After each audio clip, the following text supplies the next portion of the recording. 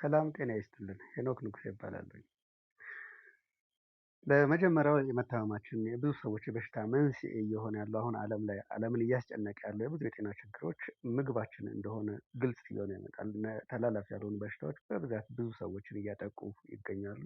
ዛሬ በሚሊዮን የሚቆጠሩ የበሽታ አይነት ወይም ደግሞ የታማሚ ብዛትን የምናየው እና እንደዚሁም ደግሞ 99 በመቶ የሚሆኑት የበሽታ አይነቶች ተላላፊ ባልሆነ ምክንያት የሚፈጠሩ ወይም ደግሞ በምግባችን ምክንያት የሚፈጠሩ መሆናቸውን ሕክምናው እየነገረን ይገኛል። ስለዚህ ተላላፊ ያልሆኑ በሽታዎችን ደግሞ ምግባችን ምክንያት እንደሆነ ሁሉ በምግባችን መልሰን ራሳችንን በማከም የምናስተካክለው ይሆናል ማለት ነው። እዚህ ጋር የምናያቸው ደግሞ ሰውነታችንን አላስፈላጊ ቆሻሻዎችን በማስወገድ በማጽዳት እንደዚሁ ደግሞ ኒውሪሽ በማድረግ ወይም ደግሞ ጥሩ የሆኑ ቫይታሚኖችን ሚነራሎችን እና ጥሩ ምግቦችን ለሰውነታችን በመስጠት የሚያገለግሉ ንጥረ ነገሮችን ነው የምናየው ማለት ነው። እነዚህ ንጥረ ነገሮችን በመጠቀም በካፕሱል በፓውደር መልክ እንዲሁም በታብሌት መልክ በቀላሉ ማግኘት መጠቀም እንችላለን። ስልካችንን ባዮ ላይ አለ፣ በቀላሉ ሊያገኙን ይችላሉ።